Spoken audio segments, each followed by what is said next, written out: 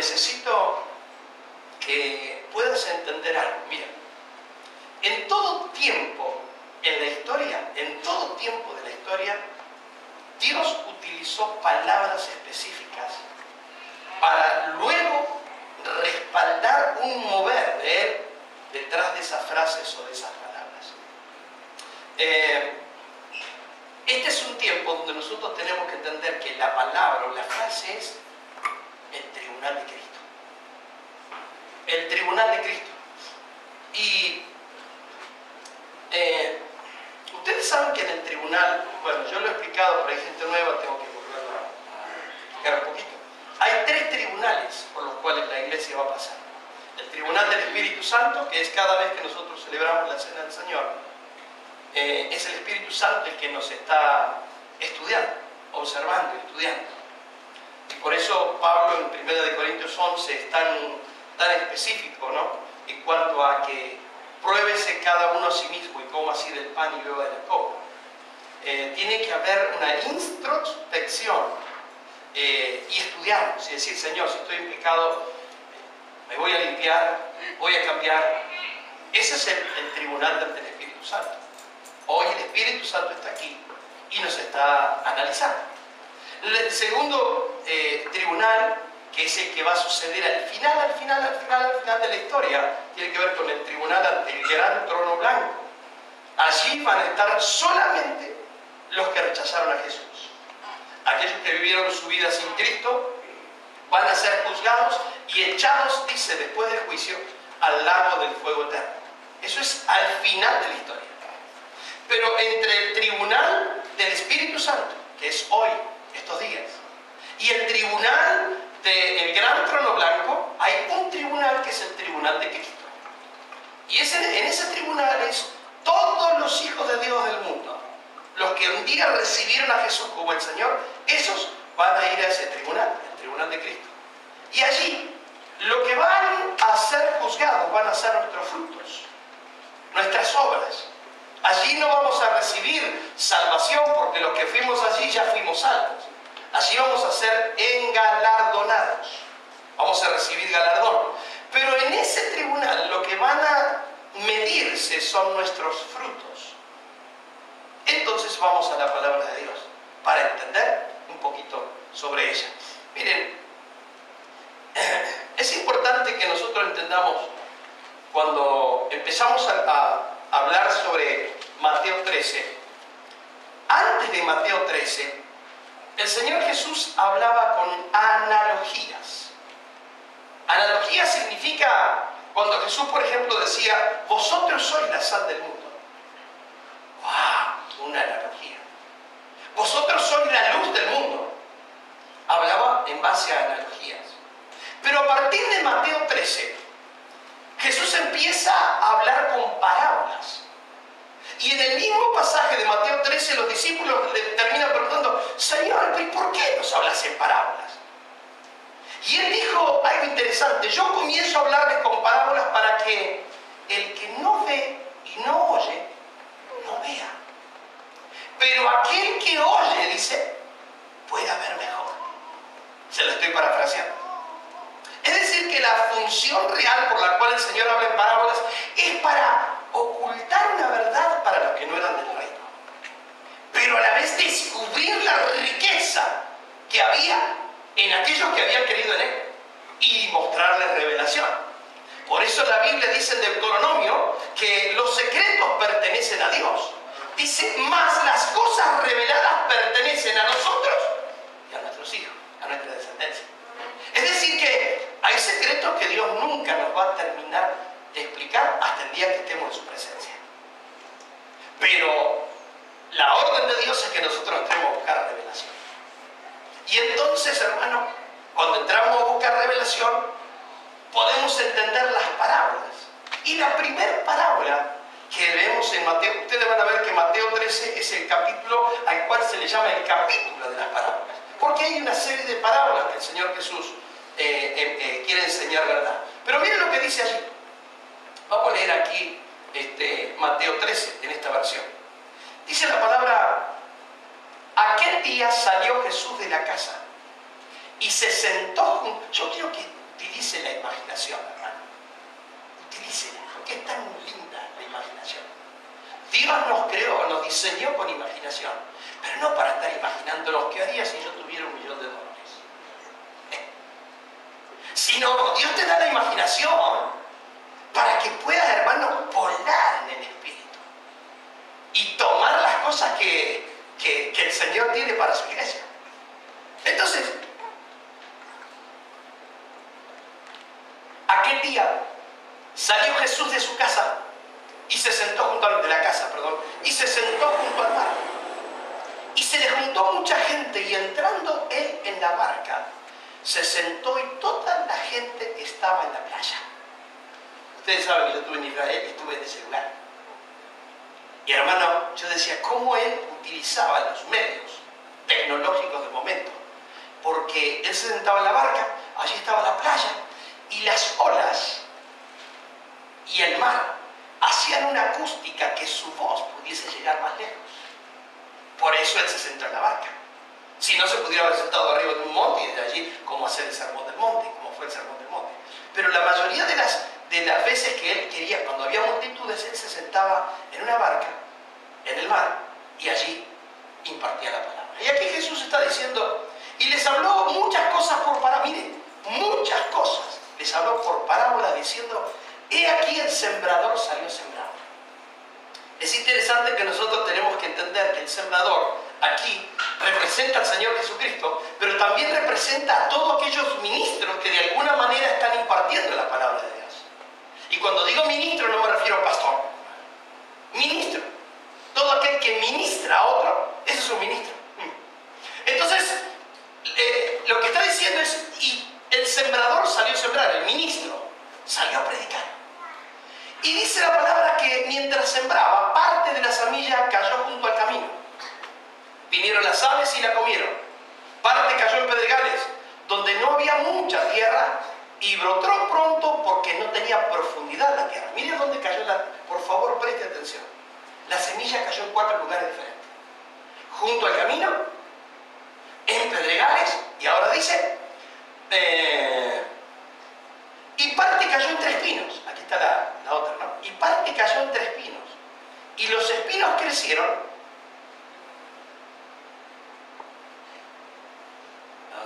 ¿Falta un pedacito? ¿O será que está más arriba? Bueno, lo cierto es que los espinos crecieron y la ahogaron. Allí lo que dice es, ahogaron la semilla y se murió la semilla. Y la cuarta es, pero parte cayó en buena tierra y dio fruto cual a 100, cual a 60 y cual a 30 por uno. El que tiene oídos para oír, oiga. Oiga, usted puede tener oídos para escuchar, pero Dios te hizo los oídos para oír. Y oír tiene que ver con saber bajar lo que estamos escuchando y poner lo que oímos en el corazón. Eso es oír. Oír es mucho más que escuchar. Escuchar, escuchamos todos. Los niños que van a la escuela escuchan. Pero otra cosa es oír. Y Jesús está diciendo, el que tiene oído. ¿Cuántos tienen oído aquí? Los que tienen oído para oír, oigan, oigan. Y dice entonces que la primera semilla cayó junto al camino. Ahora mire eso. Se lo grafiqué de esta forma para que lo podamos entender. La semilla junto al camino es aquel que oye la palabra y no la entiende. ¿Se acuerdan cuando hablábamos del eunuco y Felipe? Cuando Felipe le pregunta al eunuco que estaba allí sentado en el carro y le dice, ¿entiendes lo que lees? Y él dijo, ¿cómo voy a entender? ¿Sabe cuánta gente lee la Biblia y no la entiende? Lee la Biblia y lee la Biblia como si fuera un libro histórico o prehistórico, y entonces como tiene palabras vosotros, ¿viste? De esas palabras y no lo entiende. Entonces, cuando dice que la semilla cayó junto al camino, está hablando de gente que oye la palabra, viene a una iglesia, escucha la palabra, pero no la entiende. Y como no la entiende, viene el malo y arrebata lo que fue sembrado. Es decir, gente que viene a la iglesia, escucha el mensaje, se va a su casa, y a los 4 días tú le preguntas, ¿de qué predicó el pastor ese loco? Y te dice, no entendí nada. Espero que hoy cuando salga de aquí Si tu esposa te pregunta o tu esposo te pregunta de qué tipo de semillas, vos digas, yo sé, cuatro tierras diferentes. Si ya te quedó eso, yo ya estoy satisfecho.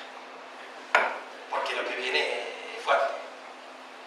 Ok, esa es la primera semilla que cae junto al camino. La segunda semilla cae entre las piedras. Claro, allí entre las piedritas hay tierra, pero no hay tanta tierra, entonces la semilla no puede extender las raíces. Y dice la palabra, porque después Jesús le tiene que explicar las parábolas. Porque los discípulos, ¿viste?, no lo dejaban. Señor, ¿qué quiere decir con la parábola del sembrador? Y lo agarró aparte, y a ellos sí les explicó. Y entonces ahí le va explicando estas cuatro. Y le dice, la segunda, la del pedregal, es aquel que oye la palabra, la advierte, la recibe con gozo. Es decir, que hay gente que hasta recibe con gozo la palabra y dice, ¡ay, qué bien que me hizo la iglesia! ¡Qué lindo que fue la palabra! Pero no tiene raíz. Pero vienen los problemas, vienen las aflicciones. Ahí dice aflicción, dice y persecución. Dos cosas. La persecución. Claro, quizá aquí no vas a encontrar a uno del ISIS que venga con un sable grande para decirte, sos cristiano, no, y te corto la cabeza. No, no. Pero llegás a tu casa y le decís, le querés ir a contar a tu familia, ¿sabés que el domingo fui a una iglesia? Y te dicen, anda, vos estás loco. Y te empiezan a tratar de loco, y ¿viste?, te apartan. Vos sos un religioso, ya estás bandeado, ya estás bien. Te están lavando el coco. Ok, y entonces empieza a venir la persecución, la aflicción, ¿y qué hace la gente? Tropiezan y dicen, no, fíjese la cantidad de gente que faltó hoy. Bueno, me enteré que algunos faltaron el domingo pasado, yo pasé lista, ¿no? Y yo supe quiénes no estuvieron. Sé lo que no estuvieron y lo que estuvieron. Ok, pero está bien, vamos a dejarlo nomás. Pero mire todo lo que faltaron hoy. ¿Se habrán quedado a ver partido, che? De México. Tengo una mala noticia. Otra vez, perdieron. ¿Viste? Todo por quedarse en el partido. Bueno, entonces la semilla, hermano, entre el pedregal, es aquellas personas que, mire, hasta con gozo reciben la palabra. Pero no hay profundidad. Por eso hay que leer Hebreos 6. Hebreos 6:1 hay que leer. Cuando dice ya dejando los rudimentos. Y hermano, dejando los rudimentos de Cristo, dice. Es decir, dejando el ABC del Evangelio, en otras palabras. Por eso, como doctora de la ley, cuando hermano estuve ahí en Haití, viene el coronel y me dice, no sabe lo que pasó. ¿Sabes que estaban hablando? Uno era el director de la Universidad Teológica de ahí de Haití. Tomó el curso. Y quedó tan tocado el tipo, que dice, él es que le dijo a los otros, yo no sé qué Biblia leyendo. Es que cuando hay una palabra revelada, hermano, esa palabra te transforma. Por más que la recibas o no con gozo. Aquí la reciben con gozo y, hermano, los problemas, las dificultades, ¡pum!, te roba la palabra. La tercera, la semilla de tres pinos, es aquel que oye la palabra, pero el afán de este siglo, mire usted, y el engaño de las riquezas ahogan la palabra y la hacen infructuosa. ¿Sabe cuánta gente viene aquí y el día lunes está amargado por la situación económica? ¿Sabe cuántos evangélicos cristianos están preocupados por el dinero? Pero la preocupación es tan fuerte que, hermano, les tiembla la fe. Y no son capaces de mirar que nunca le falta un plato de comida. Y que Dios dice que nunca te va a faltar. Pero nos olvidamos de eso y entramos a titubear. Ese es el que la semilla cae entre espinos. Entonces el afán, hermano, yo llego aquí y encuentro una lista así de ofrecimientos. Compre un carro, compre esto, compre aquello. Todo te ofrecen para que compres, para que te empeñes y entre en un sistema de satánico, ¿no? Un sistema de ver y de ver y de ver y de ver por querer tener. ¿Y qué hacen? Se olvidan de la palabra que el Señor dijo. Cuando en Mateo 6 está hablando tan claramente, no se afanen por el día de mañana. No te afanes. El diablo va a venir a hablarte, sí, pero vos te ves esto, sí, pero la luz, no te deje influenciar, hermano, no te deje influenciar con palabras que el mundo espiritual viene a traerte para que te inquiete, para que no disfrutes lo que ya tenés. Entonces vivimos pensando qué podemos tener y no podemos disfrutar lo que tenemos. Entonces hasta que Dios no te vea disfrutar lo que tenés, Dios dice, voy a esperar un minuto. Cuando este disfrute lo que tiene, entonces le voy a dar más. Pero hasta que no disfrute. Y claro, acuérdate que para el Señor un día son como 1000 años, por lo tanto, cuando sacamos la cuenta, en medio día son 500 años. Pero media hora de Dios son 40 años para el hombre. Dios dice, me voy a tomar media hora y no lo voy a bendecir a este. Y está 40 años aquí en la tierra. 40 años sin la bendición de Dios.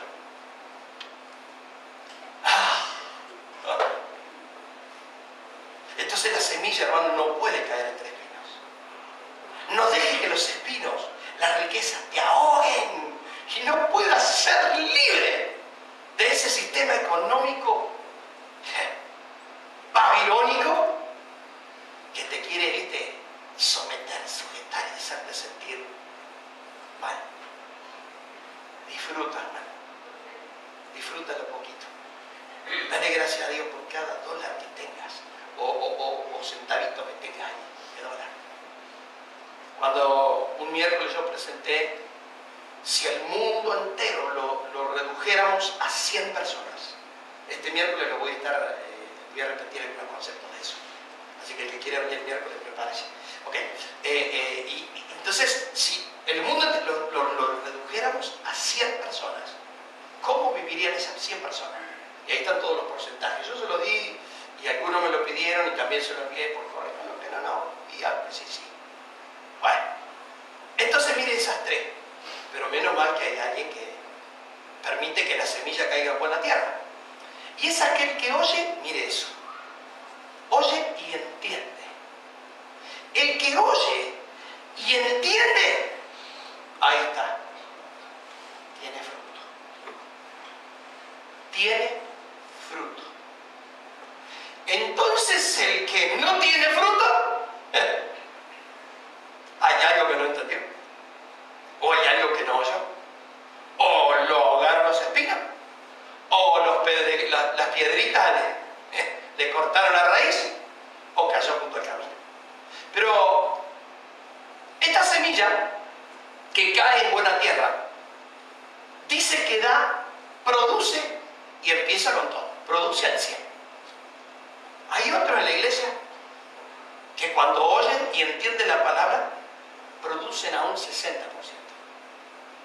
Qué lástima, ¿no? Hay otros que producen a un 30%. Codearlo del lado y decirle, tendrás 10% de fruto. Porque hay un problema bien serio. El problema serio es no tener fruto. Mi hermano, yo te voy a hablar lo que dice la palabra. Te duela, no me importa. Pero ojalá te sientas ofendido para que reaccione el corazón. Si no tenés frutos, del tribunal de Cristo te volvés. Eso lo voy a firmar, lo voy a escribir, lo sello. Con el sello Nielsen. Que lo creo, pero lo creo con todo mi corazón. Porque lo dice la palabra. Ahora se lo voy a mostrar. El que no tiene frutos va hasta el tribunal, en un abrir y cerrar de ojos vuelve al cuerpo y entra en la gran tribulación. Y como hay 4 tipos de tierra y el 25% de la tierra es la buena tierra, el 75% de las otras 3 tierras no dan fruto. Como no dan fruto, se vuelven y entran a la gran tribulación. Para el que no entiende mucho, no se haga problema. Si viene unos cuantos domingos va a entender. Lo que sí puedo decirles es que si no tenemos frutos, no entramos a la boda del Cordero. Entonces hay una cosa que Dios es muy claro, pero muy claro. Tiene que haber fruto. Miren lo que dice la Biblia. En Juan capítulo 15 encontramos otra tremenda palabra de Jesús. Y Él dice, yo soy la vid verdadera. Es decir, que puede haber una vid que no sea verdadera. Mire eso. Él dice, yo soy la vid. En el Evangelio de Juan encontramos, por lo menos encuentro hasta este pasaje, 7 cosas que Él dice yo soy. Yo soy, yo soy, yo soy. Y cuando está hablando de la vid, Él dice, y mi Padre, es decir, yo soy la vid, dice Él, mi Padre es el labrador. No está hablando de los perros labradores, ¿verdad? ¿Sabe lo que es un labrador? Por la duda voy a aclarar unos términos, porque si no... Labrador es aquel que cuida la tierra. Labrador es aquel que se encarga de regar la tierra. Labrador es mi esposa cuando anda ahí con las plantas, ¿no? Esté regando la vida, cortando los pastitos. Okay. Ese es el labrador. Y él está haciendo una analogía. Y él dice, mi Padre es el labrador. Y vos y yo somos los pámpanos. Así que le podés decir al lado, hola pámpano. ¿Cómo anda pámpano? ¿Pero qué es un pámpano? Los pámpanos son las ramas. Las ramas que salen ¿de dónde? ¿De dónde? A ver si está bien. ¿Señalo? Yes. Así lo sigue, hermanos. Ok. Si Jesús dice, yo soy la vid, y mi Padre es el cuidador de la tierra, vosotros sois ¿qué? Los pámpanos. Los pámpanos son las ramas que están ligadas a la vid. Aquellos que permanecen en Jesús. Y entonces dice la palabra. Todo pámpano, es decir, todo hermano que en mí no lleva fruto, mire lo que va a hacer el Señor. Lo quitará. Es decir, no es que lo va a podar. Al que no tiene fruto, directamente lo corta, tira la rama para que sirva para el fuego. Pero dice que el que lleva fruto, y todo aquel que lleva fruto, lo limpiará. En otra versión dice, lo podará. Lo va a podar para que lleve más fruto. Entonces ahí tenemos dos cosas muy claras. El que no tiene fruto, va al tribunal, vuelve y entra en la tribulación. Ahí va a ser quemado por el fuego.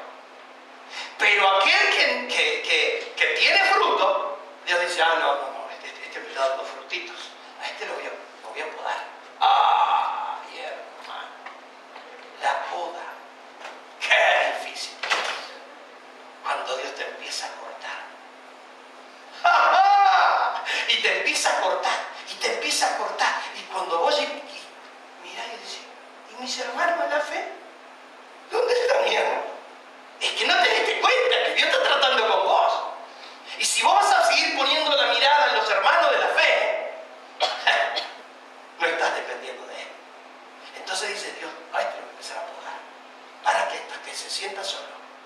Y entonces dice Jesús, y recurra a mí, y yo le dé de mi savia, que lo va a hacer fructificar. Pero Él te tiene que podar.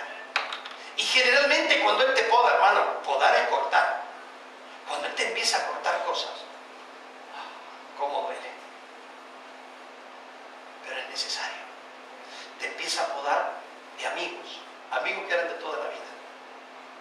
¿Ah? Tac, tac, tac, tac, te lo corta.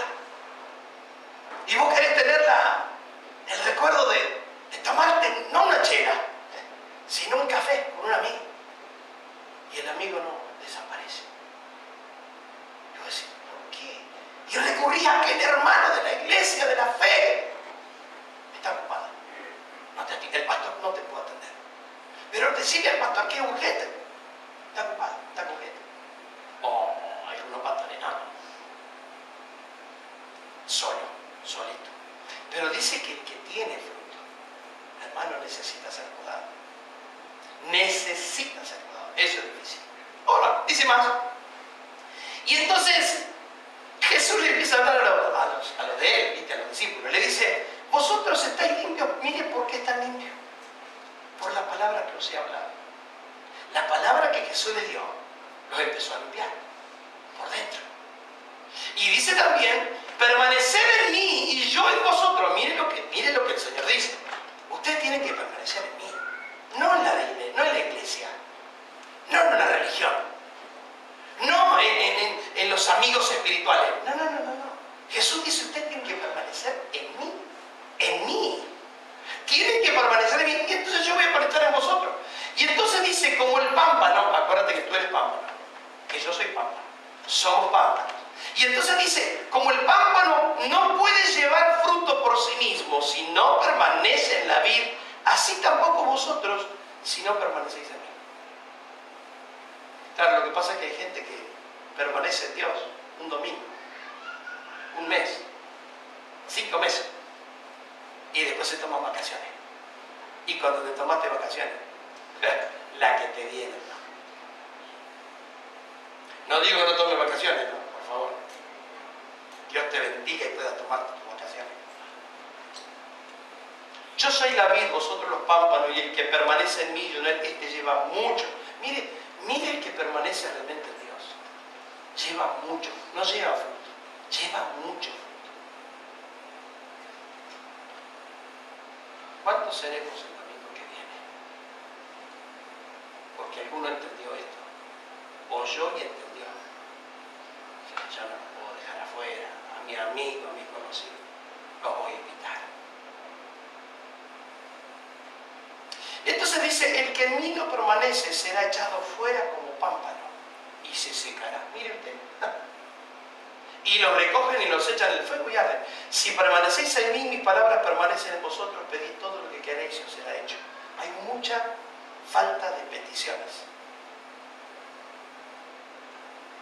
Yo también no estaba estos días aquí a las 5:30 de la mañana, a las 6:30, pero supe quiénes no vinieron.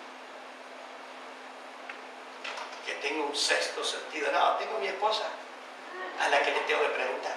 Si no quiere ir a preguntar, ¿quién estuvieron hoy? Y ella me pasa la lista. Es decir, que no se la agarra con ella. El preguntó fui yo. ¿Y fue fulano? No, hace rato que no viene. ¿Fulano? Sí, fue 2 días en la semana. Ok, sigamos. Si permanecéis en mí, mi palabra dice, pedid todo lo que queréis. Es decir, la razón es, hay que venir a la casa de Dios. Ahí tenemos la pizarra, ¿verdad? Ahí está la pizarra escondida. Mañana aparece aquí la pizarra. Y ahí entramos a pedir por otros. Hay que empezar a pedir por otros.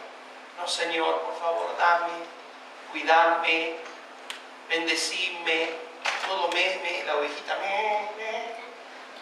vive pidiendo para sí, pero nunca pide por otro.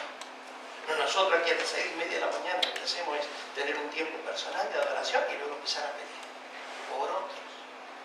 Y cuando Dios dice, está interesado en otro, este tiene amor, este tiene amor en el corazón, está hablando por otro, qué bueno, intercesores. Y entonces sí, pedid todo lo que queréis y os será hecho. Mire usted, esa palabra, hermano, ese versículo, San Juan 15:7, es el versículo 7. Me lo sé de memoria, porque con esa palabra el Señor me habló cuando yo estaba en la cárcel, cuando tenía 21 años. Y dentro de la cárcel, esta palabra me confronta. Yo le decía al Señor, Señor, sácame de acá adentro. Y abro la Biblia, había un rayito de luz que entraba solamente por la ventanita que había en la puerta. Y me habían pasado una Biblia esa chiquitita. Y abro ahí, si permanecéis en mí, y mi palabra permanece en vosotros. Pedid todo lo que... Parecía que las letras saltaban de ahí. Pedid todo. Señor, yo quiero ser libre. Y era la voz del Espíritu que me decía, ¿querés que yo te saque de aquí? Sí, por favor, Señor, sácame de aquí. ¡Sácame! Dedícame tu vida. Ay, yo no sabía lo que estaba haciendo.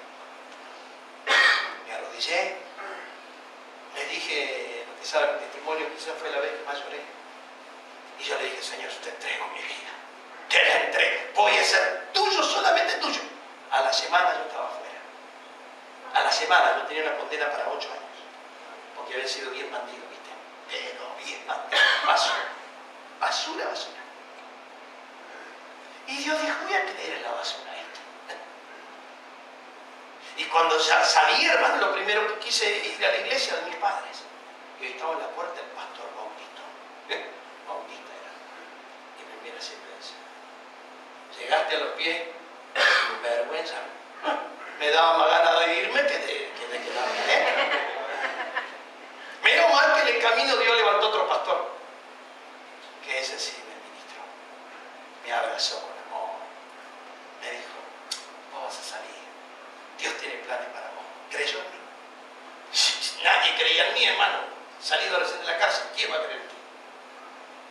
Si permanecéis en mí y mi palabra permanece en vosotros, pedid todo lo que queréis y os será hecho. Hermano, ¿qué estás esperando? Jesús dice en su palabra, el Señor está diciendo, muchos no reciben porque no piden. Entonces es tiempo de que la iglesia venga a arrodillarse. ¿Qué necesitas? A ver, dice papá. El Dios Todopoderoso, que todo lo tiene y todo lo sabe. ¿Qué necesitas? A ver, ¿acaso Dios no sabe lo que vos necesitas? Claro que sabe, pero ¿sabés qué le gusta a papá?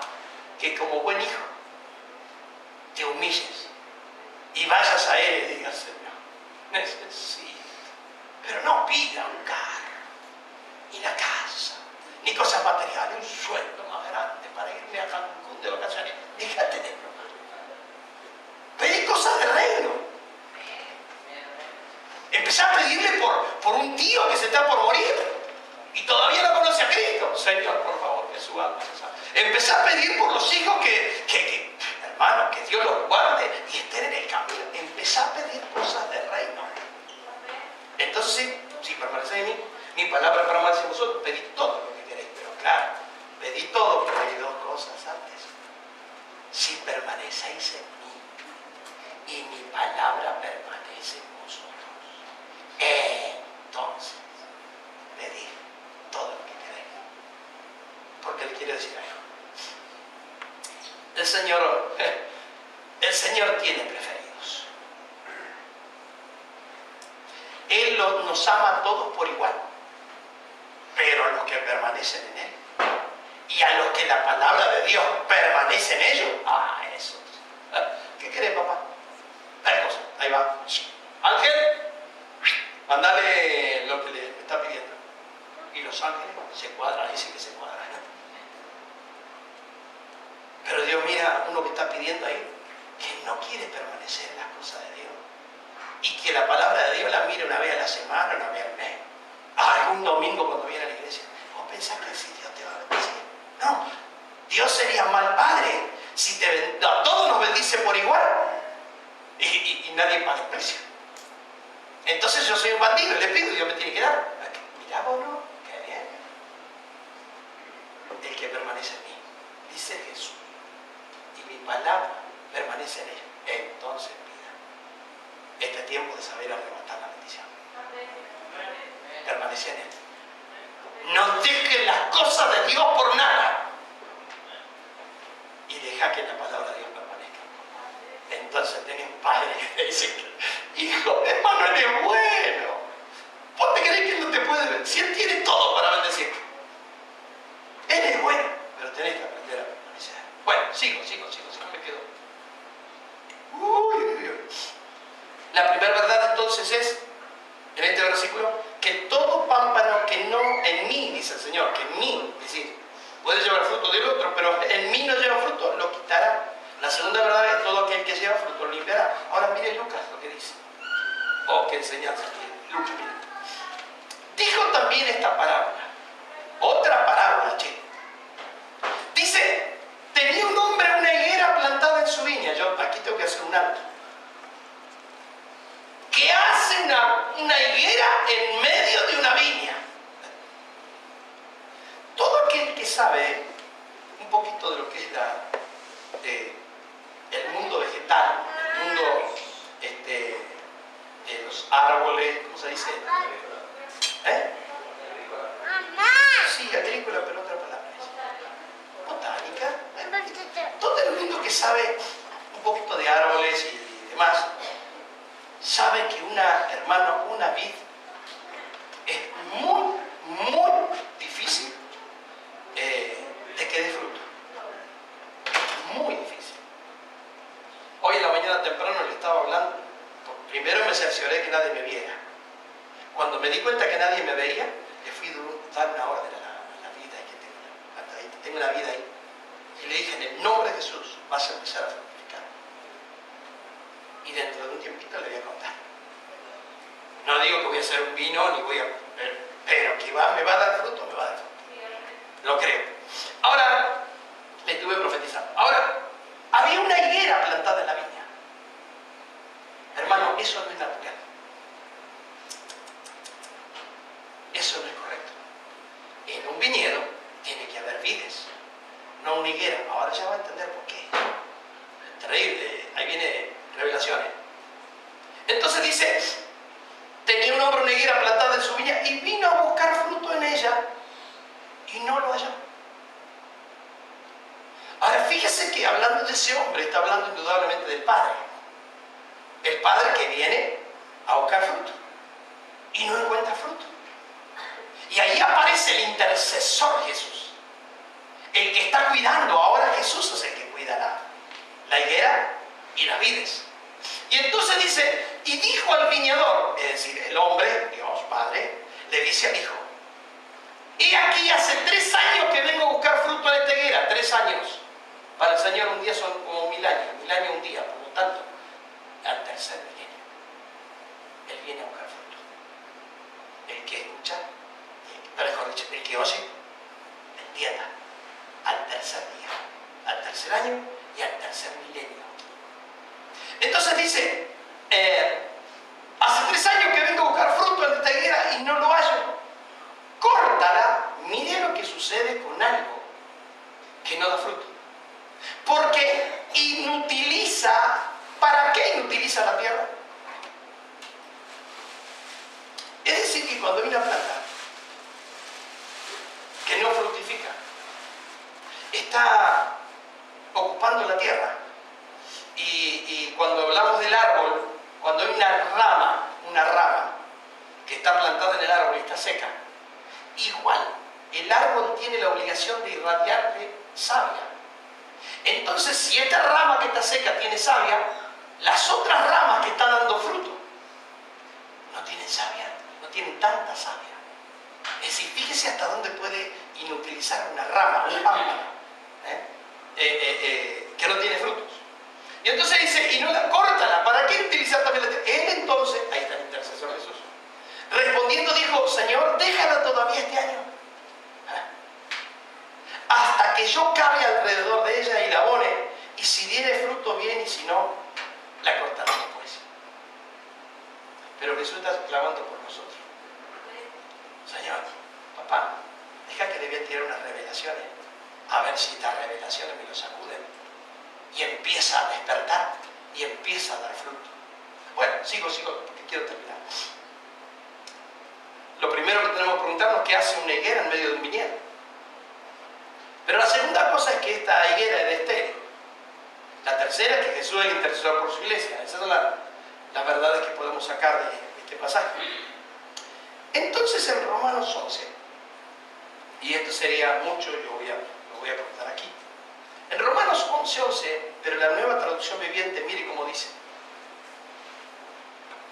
Mire eso. ¿Acaso el pueblo de Dios tropezó y cayó sin posibilidad de recuperarse? Ahí está hablando de Israel. Ahí está diciendo, la otra versión hablan del pueblo de Israel. Y dice, ¿acaso Israel se va a caer y ya no se va a levantar más?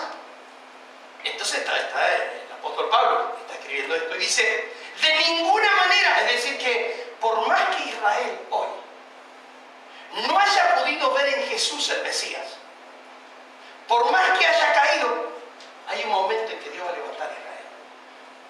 Escuchen, ahí va. De ninguna manera, el pueblo fue desobediente, por eso Dios puso la salvación al alcance de los gentiles. Sin embargo, Él quería que su propio pueblo sintiera sintiera celos y la reclamara para sí. Miren, lo que está diciendo ahí es esto. Israel era la nación amada. Todas las bendiciones eran para Israel. Pero como Israel no pudo ver en Jesús el Mesías, agarró y dijo Dios, ok, me voy a escoger otra nación. Y escogió a la iglesia de Cristo en toda la tierra, las distintas naciones.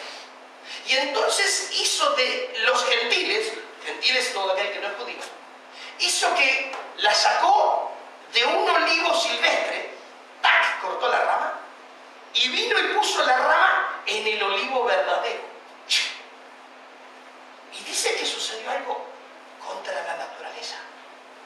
Que esa rama que era de silvestre, la puso aquí y floreció. Pero la razón por la cual Dios comienza a bendecir a esa otra nación llamada iglesia, era para provocarlo a hacerlo a los judíos, con tal de que los judíos dijeran, ah, pero mira, le dio a ellos, nosotros también queremos. Eso es lo que va a suceder en la gran tribulación. La gran tribulación es un periodo de 7 años preparado para Israel. Ahora, en Israel, cuando vea suceder eso, va a decir, nos volvemos. Ahora sí reconocemos de que Jesús es el Mesías. Pero en este pasaje del verso 11 dice, por eso Dios puso la salvación al alcance de los gentiles, ¿se da cuenta? Para provocarlo a hacerlo otra vez a Israel. Pero miren que otra cosa interesante.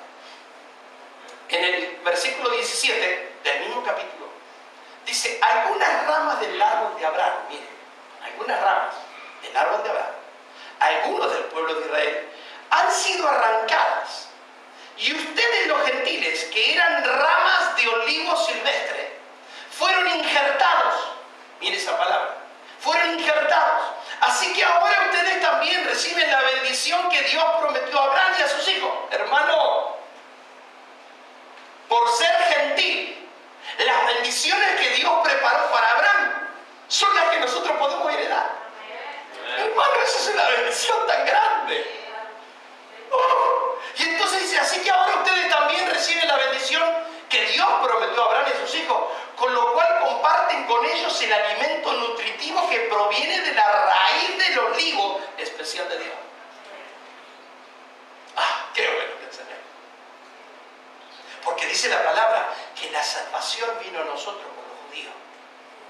Los judíos no entendieron que Jesús era el Mesías. Tropezaron y cayeron. Pero Dios dice, no van a quedar en tierra siempre. Porque es la nación que yo escogí. Los voy a provocar a hacerlo con los gentiles.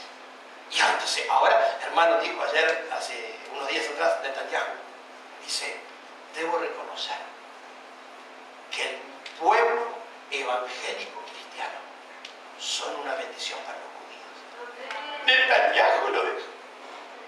Él tiene que reconocer ahora que los bendecidos es la iglesia de Cristo. Nosotros somos la bendición. Y eso, hermano, lo va a saber que el judío es celoso. Una de las características, el tipo es el Moisés, ¿viste? Es codito de oro. Pero está mirando a ver quién es el bendecido. Para ver cómo le saca la fórmula para poder también ser bendecido. El Moisés se pelea por la bendición. Tiene un espíritu de Jacob para pelear por la bendición. Y entonces empiezan a mirar a la iglesia. Y durante la gran tribulación, ellos, hermanos, van a querer con toda el alma esperar al Mesías. Y ya después vuelve el Mesías con su iglesia, con la verdadera iglesia vuelve. Y ahí sí, Armagedón, Satanás atado, el falso profeta del anticristo al infierno y un reino milenial por 1000 años con Cristo en la tierra. Y allí van a estar los judíos. Y seremos un pueblo. De 2 pueblos, dice, hizo uno. ¡Ah! ¡Qué secretos! Pero también dice, en el versículo 21, dice, pues si Dios no perdonó las ramas originales, hablando de la nación de Israel, las tribus, vendría a ser en otra versión, las tribus de Israel, si Dios no las perdonó, tampoco te perdonará a ti. Es decir, que si vos fuiste sacado de un olivo silvestre, como rama, te injertan en el verdadero olivo y no da fruto, te va a pasar lo mismo que Israel. ¿Cuál es? Entrar a la tribulación. Vas a ser salvo como por fuego, pero te quiero ver allí, sufriendo, todo por no haber tenido fruto.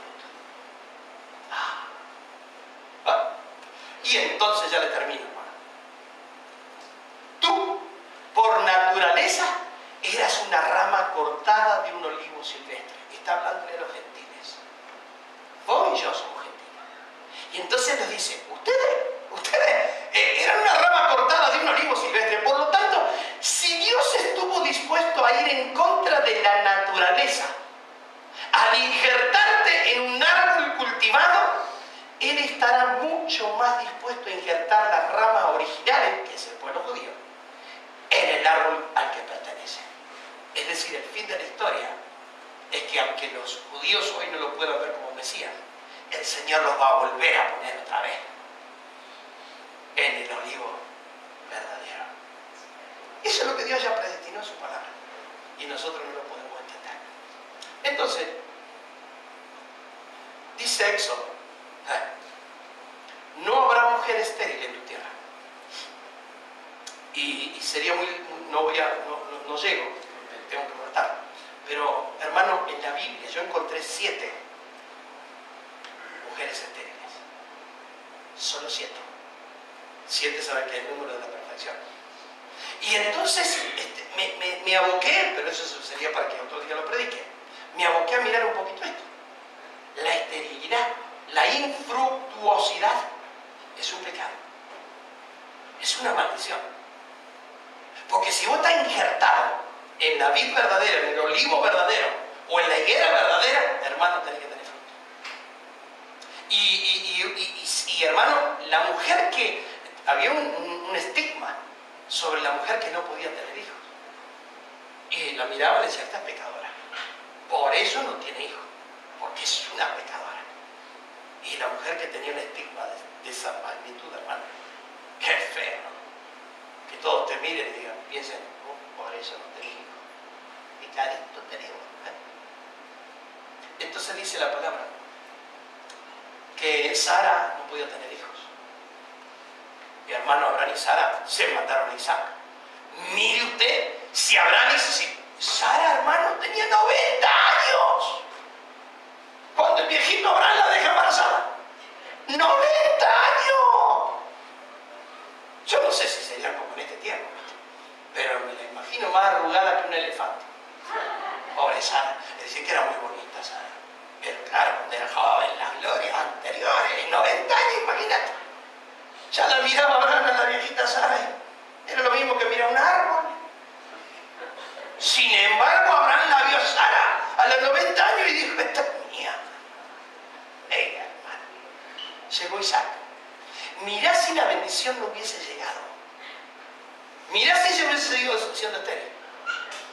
La bendición tenía que venir por Abraham, Isaac, Jacob. Pero mire eso. Mire. Isaac y Rebeca. Ahora, el nenito que había nacido aquí, de estos dos viejitos, Isaac, cuando llega el momento se casa con Rebeca y se casa con una mujer que también era estéril. No podía tener. Sin embargo, no tienen. Ay, hermano, Dios le tiró 2 mellizos. A Esaú y a Jacob. Nacen 2. ¿Se acuerdan de la historia? Que salió Esaú y atrás venía agarrado el talón. Jacob dice, para este lugar era el mío, yo era primero, porque el primogénito tenía la bendición. Y entonces de Isaac y Rebeca, estamos mirando a las mujeres, ¿verdad? Sara, sin fruto, Rebeca sin fruto, estéril, quiero hablar. Jacob y Raquel lo tuvieron. Miren aquí el hermano José. Tremendo varón de Dios, que tenemos tanto para aprender. No me quiero detener. Manoa y su mujer, ahí no le ponen el nombre, tan machista eran los que escribieron, que no le quisieron poner el nombre de la mujer. Pusieron el nombre del varón nomás, Manoa y su mujer. Y aquí no podía tener hijos, de pronto le dio, y a Sansón, hermano. Miren qué personajes nacieron de esas mujeres que eran en un momento estéril. Sansón. Después aparece, este no es el policía, ¿no? El Cana. No, el Cana se llamaba él y Ana lo tuvieron a Samuel, profeta de los profetas. Samuel. Después aparece una historia de un hombre viejo que se casa con una tsunamita. Por si no conocen la historia Después la busca en Reyes, creo que está en Primera Reyes, cuando dice que Eliseo le profetiza y le dice a la mujer, vas a tener un hijo. Y ella le dice, ¿por qué te burlas de mí? Claro, ella sabía que su esposo era un viejito. Y el viejito ya, ¿viste? En aquellos tiempos no había Viagra. Entonces, imposible. No te burles de mí, le dijo ella. Y Eliseo le dice, no, te estoy diciendo que vas a tener un hijo. No sé cómo hizo el viejito, pero la embarazó. Y hermano, ahí está la historia después. Lean la Biblia. Y entonces sucedió algo. Tuvieron un niño. Pero entonces el niño se muere. Y ella corre al profeta y le dice, ¿te das cuenta? ¿Te acordás que yo te dije no te burlaras de mí? ¿Para qué lo hiciste nacer si ahora se muere? Y entonces lo manda Jesse, al discípulo de él, le dice, andá y poné el báculo y ponéselo al niño y se va a resucitar. Pero le pone el báculo y no resucita por nada. Entonces tiene que ir el profeta Eliseo. Y lo hace sacar a todo de la pieza. Y se acuesta arriba del niño y dice, sus ojos con los ojos del niño, nariz con nariz, boca con boca, mano con mano. Se tira arriba. Y el niño no resucitaba. Y se levanta Eliseo y empieza otra vez, yo me imagino, oraba como un león enjaulado. Y se vuelve a tirar sobre el niño hasta que resucita. Pero fíjese, aquella mujer que se dio casar con el viejito, tuvo un hijo. Ok, pero ¿cuál es la séptima mujer?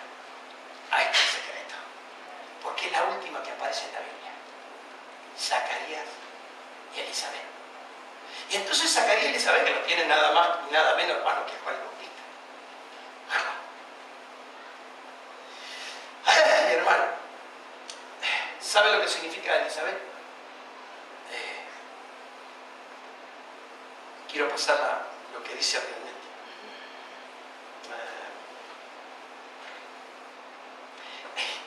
Elizabeth significa, mire usted, el Dios de los 7. Yo le diría, ¿cómo los 7? Los 7 días, los 7 astros, los 7 qué. No, el Dios de los 7.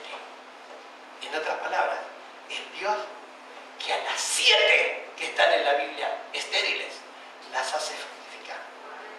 ¡Wow! Sí, ¡wow, hermano! Elizabeth, la última estéril que dio a luz. Termino. Dios me dio una palabra personal. Ya hace algún tiempo, pero ahora la volví a capturar. Dios me la trajo. Yo soy un poquito desmemoriado a veces. Y entonces el Señor, pasen los músicos. Esta palabra es mía. Si esta es mía, no es suya. Pero yo la tomo mía. Yo cuando leo este pasaje, cada vez que leo esto, digo, ese soy yo. Es Isaías 54. Ojo, no me robe que esa palabra es mía. Es para mí. Dice Isaías 54, regocíjate, oh estéril, la que no daba luz. Levanta canción y da voces de júbilo, la que nunca estuvo de parto.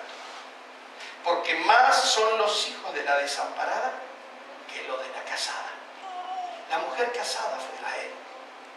La desamparada éramos nosotros los gentiles. Pero ahora Dios dice a la desamparada, a la que no puede tener herencia, a la estéril, yo le digo que más serán los hijos de ella que de la casada. Ay, cuando yo leo esto, hermano. Después léalo, pero léalo, acuérdense que es mío el capítulo. Isaías 54. Se lo comparto un poquito para que Dios lo bendiga. Pero quiera Dios que Dios te lo dé para que sea tuyo. Vamos a ponerlo de pie. Terminé 5 minutos antes. Navidad.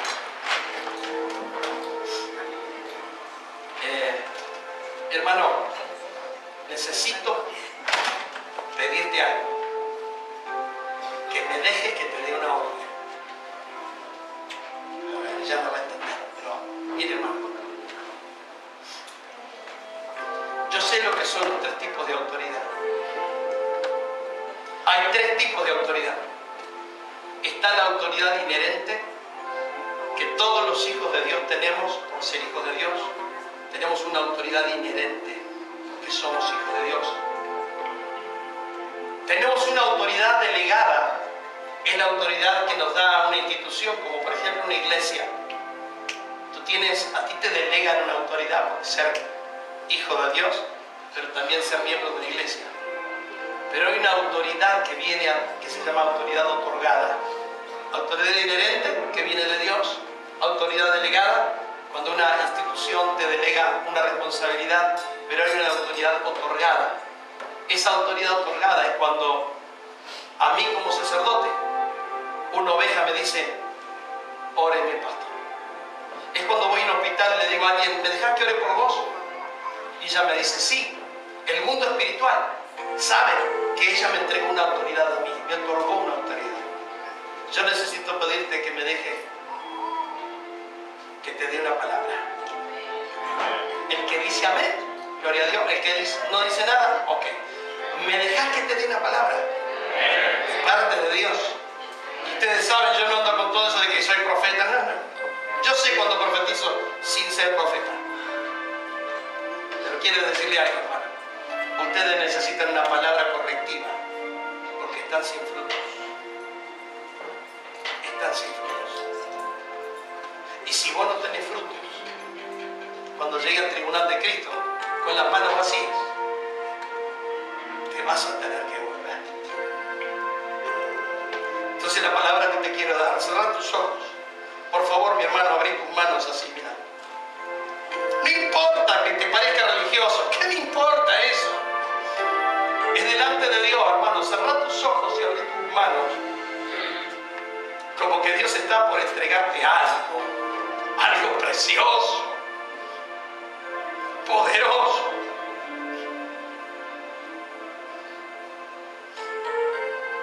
Es su palabra. El Señor dice, fructificad y multiplicaos. Tomad en el Espíritu, fructificad y multiplicaos. La orden de parte del cielo es, sé fructífero. En el nombre de Jesús, sé fructífero.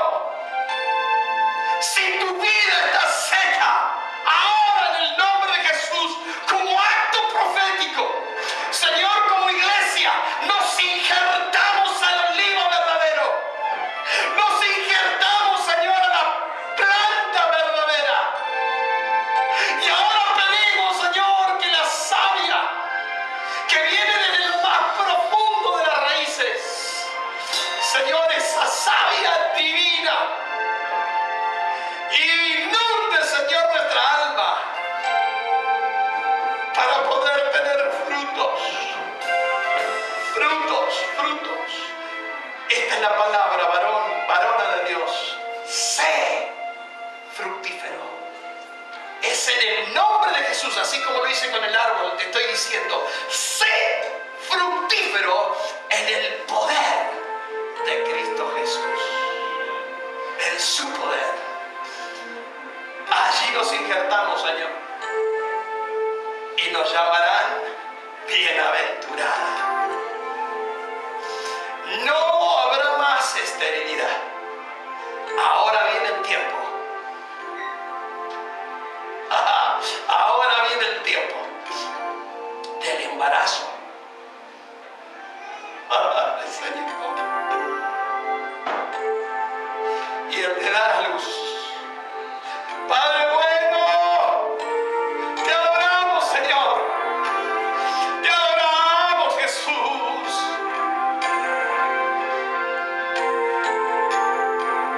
Nos vaciamos, Señor. Vaciamos nuestra vida de todo aquello infructuoso, de toda vanidad, de toda vanagloria, de todo aquello que ha estado alimentando nuestra alma que no proviene de ti. Señor, ahora nos despojamos